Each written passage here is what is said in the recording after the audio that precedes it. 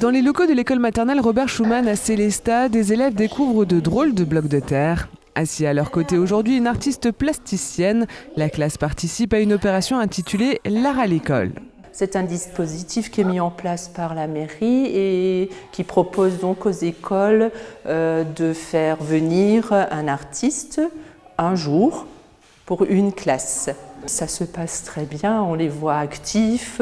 D'ailleurs, le support de la terre est vraiment idéal, surtout pour les petits qui ont vraiment participé tous ce matin et qui ont bien réagi en fait.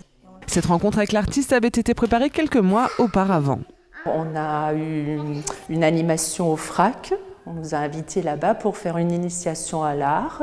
Ensuite, il y a aussi le moment où on ne rencontre pas l'artiste, mais elle nous envoie, là en l'occurrence, elle nous a envoyé un crapaud qu'elle a fabriqué. On se demande d'où il vient, ce que c'est, qui l'a fait. Et donc, petit à petit, j'introduis donc le nom de l'artiste et puis on essaye de savoir ce qu'elle a fait par ailleurs. S'adresser à de jeunes enfants demande un certain tact. Gretel Veillère a trouvé la bonne méthode pour faire découvrir son travail d'artiste.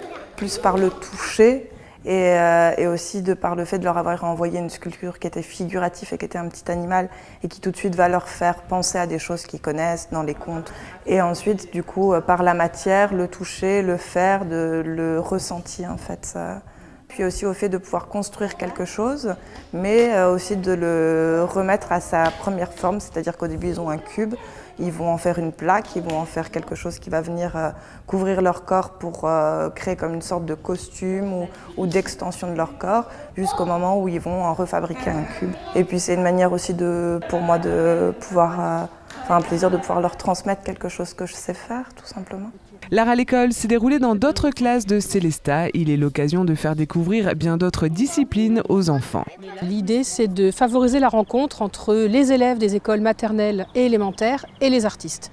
Des artistes qui ont une pratique artistique, qui ont une pratique contemporaine, que ce soit dans le domaine des arts visuels, de la sculpture, de la marionnette, du théâtre, de la danse.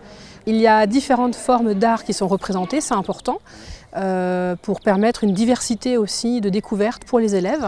Cette année, c'est 14 classes de Sélestat, soit plus de 300 élèves qui ont pu rencontrer un artiste, pratiquer et échanger avec elle ou lui autour de son travail. Hop.